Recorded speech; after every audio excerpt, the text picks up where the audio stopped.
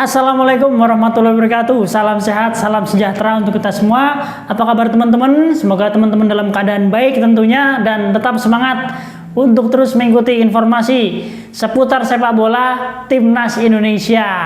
Timnas Indonesia alhamdulillah bisa berhasil tembus ke ronde 4 kualifikasi Piala Dunia 2026. Tentunya Timnas Indonesia akan menjalani dua laga yang sangat krusial bagi Timnas Indonesia agar mendapatkan satu tiket ke Piala Dunia 2026. Irak dan Saudi Arabia menjadi lawan di ronde keempat kualifikasi Piala Dunia. Tentunya ini adalah ajang pembuktian bagi Garuda apakah bisa lolos menuju ke Piala Dunia atau harus melawan lagi wakil Afrika. Tidak mudah memang bagi Timnas Indonesia, tetapi kita harus mendukung Garuda agar bisa meraih cita-citanya.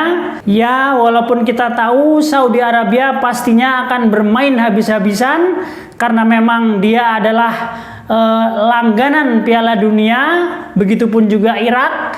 Tetapi Timnas Indonesia ini menjadi debutan yang sangat dinanti-nanti tentunya oleh para supporter Timnas Indonesia, bahkan media-media internasional. Dua pertandingan yang menentukan Indonesia lolos ke Piala Dunia, kita berharap dengan Saudi Arabia kita bisa menang dan dengan Irak kita bisa mendapatkan hasil seri. Syukur-syukur Timnas Indonesia bisa menang. Dua laga yang sangat krusial ini tentunya menjadi sangat dinanti-nanti oleh para penggemar Timnas Indonesia. Laga yang sangat menentukan Indonesia untuk melangkah ke Piala Dunia 2026. Nah, bagaimana informasinya kekuatan Timnas Indonesia dan dua lawan yang akan dihadapi Timnas Indonesia di Saudi Arabia nanti? Kita simak videonya berikut ini. Siapa 11 terbaik yang akan berdiri di garis depan saat Garuda melakoni ronde keempat dalam dua laga hidup mati penentu nasib menuju pentas dunia? Maka inilah prediksi line up di atas papan taktik penuh tekanan. Satu formasi telah disiapkan, bukan sembarang susunan, melainkan strategi tempur untuk memenangkan pertempuran besar ini. Formasi 3-4-3 akan menjadi senjata utama Timnas Indonesia. Memang hingga kini kita punya dua penjaga gawang kelas dunia, yaitu Marten Pas dan Emil Audero. Sungguh memang menjadi dilema bagi Patrick Kluivert untuk memilih siapa satu di antara dua penjaga gawang itu untuk diturunkan menjadi starting. Untuk urusan skill dan kematangan untuk menjadi benteng terakhir, Emil dan Pas memang seimbang. Namun dari sisi ketenangan menerima back pass dan kemampuan build up, rasanya Emil sedikit lebih unggul. Maka untuk round keempat nanti rasanya penjaga gawang Garuda adalah Emil Audero. Ini bukan hanya menjadi laga hidup mati bagi Timnas, tapi bisa menjadi pertandingan paling menentukan dalam karir seorang Emil Audero. Bermain di tanah musuh, disaksikan puluhan ribu supporter lawan, dan dalam pertandingan itu pula akan menjadi pertandingan yang bisa mengubah sejarah sepak bola Indonesia. Ya, Emil datang bukan tanpa kontroversi. Meski dukungan supporter terus mengalir, terlebih lagi ia menjadi satu-satunya pemain Timnas di musim depan yang akan bermain di Serie A bersama Cremonese. Maka lihatlah nanti di balik pundak Emil, harapan 270 juta rakyat Indonesia bergantung padanya. Di garis pertahanan kita akan berdiri tiga tembok kokoh, Rizky Ridho, Jay Itzes, dan Justin Hubner. Tiga sosok yang tak hanya bertugas menjaga benteng pertahanan Garuda, tapi juga menjaga kehormatan bangsa. Mereka bukan hanya bermain sebagai defender, mereka adalah benteng terakhir, para gladiator yang berdiri sejajar, bahu-membahu demi harapan untuk melihat bendera Indonesia berkibar di Piala Dunia 2026. Ridho, Jay, dan Hubner tiga nama, namun seperti satu nyawa. Trio pertahanan yang jika diturunkan bersamaan, trio ini hanya sekali tersungkur, tepatnya saat melawan Jepang di leg pertama. Dan selebihnya mereka adalah trio yang saat dipadukan, Timnas menjadi tidak terkalahkan. Di posisi fullback kiri dan kanan Timnas akan ada nama Kelvin Verdonk dan Kevin Dix. Saat kita menoleh ke sisi lapangan, dua sosok inilah yang bisa menjadi pembeda antara kemenangan dan kehancuran. Duet Kevin Dix dan Kelvin Verdonk, duet yang saat ini bisa disebut sebagai kombinasi terbaik yang dimiliki Timnas Indonesia di sektor sayap pertahanan. Ya, dua pertandingan mengubah posisi Verdonk, dan yang terjadi dua kekalahan yang menghancurkan Timnas.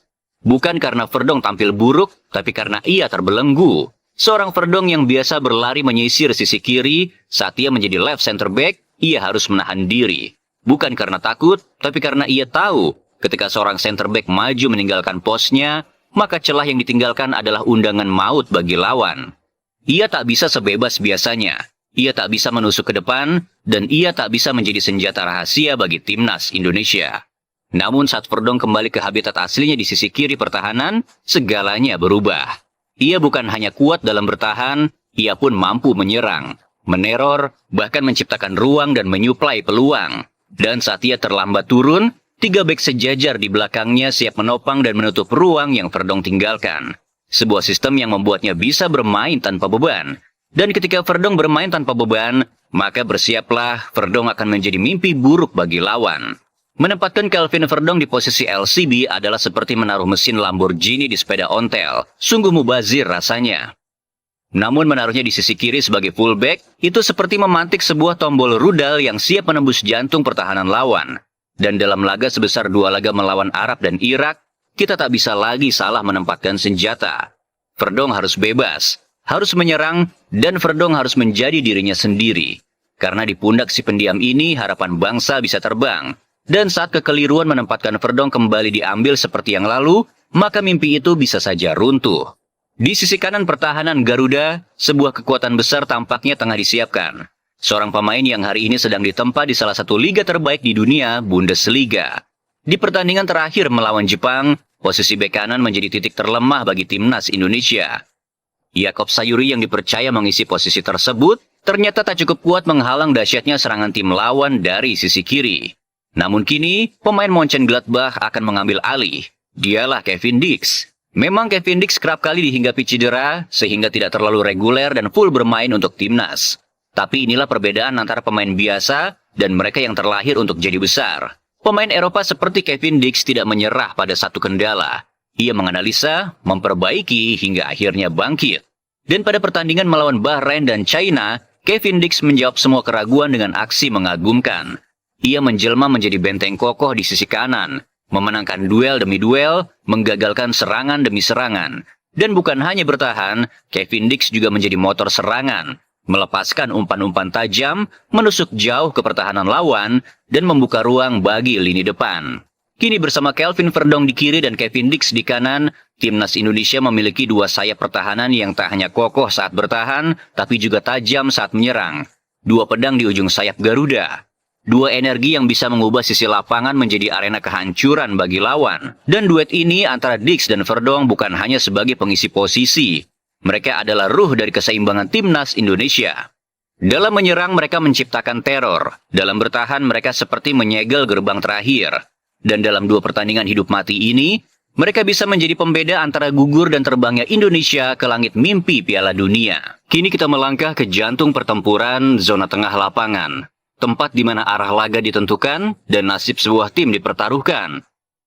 Di sektor ini hanya akan ada 2 punggawa yang berdiri tegak, Tom Hai dan Joy Pelopesi. 2 otak, 2 mesin, dan 2 peran yang berbeda namun saling melengkapi. Yang satu adalah arsitek, yang satunya lagi adalah penghancur. Tom Hai adalah sang kreator, otak serangan timnas Indonesia. Sementara Pelopesi adalah penjaga gerbang terakhir sebelum lawan menyentuh jantung pertahanan kita. Satu mengukir, yang satunya lagi menggempur. Dan peran mereka bukan hanya penting, mereka adalah fondasi. Lini tengah kita yang semula mati, kemudian seperti berhasil terlahir kembali saat hadirnya duet Tom Hai dan Joy Pelopesi. Joy menjalankan satu tugas mulia, yaitu rebut saja bola dan serahkan kepada Tom. Sederhana bukan? Dan dalam laga melawan Irak dan Arab nanti, laga yang penuh dengan tekanan dan laga yang penuh dengan pertaruhan antar bangsa, duet ini tentu saja menjadi denyut nadi Garuda. Jika duet ini bermain dengan sempurna, maka langit Arab akan bergetar. Jika mereka gagal, maka gelap akan menyelimuti mimpi ke Piala Dunia. Kini kita maju ke lini yang menjadi jantung harapan, tempat di mana lahirnya inspirasi dan ledakan kejutan. Mereka yang di garis depan, di jantung pertahanan terakhir musuh, akan berdiri 3 ujung tombak Garuda. 3 nama yang kini mulai menjadi mimpi buruk bagi setiap lawan yang mencoba menahan laju Indonesia.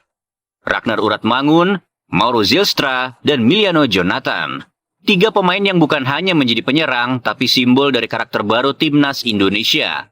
Karakter yang tangguh, tak kenal lelah, dan siap bertempur dari peluit pertama hingga detik terakhir. Inilah trio yang mewujudkan filosofi Catenaccio versi Nusantara. Ketika timnas diserang habis-habisan, di saat semua pemain dipaksa mundur, Ragnar, Mauro, dan Miliano menjadi tiga titik cahaya di ujung terowongan. Saat timnas tertekan dan bertahan, mereka pun ikut bertahan. Mereka akan menjemput bola dari bawah, menari di antara tekanan lawan, lalu meledak dalam kecepatan yang tak terkejar. Serangan berbahaya Garuda dimulai dari kaki mereka dan berakhir di jantung pertahanan musuh. Ragnar mungkin tak banyak mencetak gol, baru 2 gol dari 10 penampilannya untuk timnas, namun nilainya jauh lebih dari sekadar angka.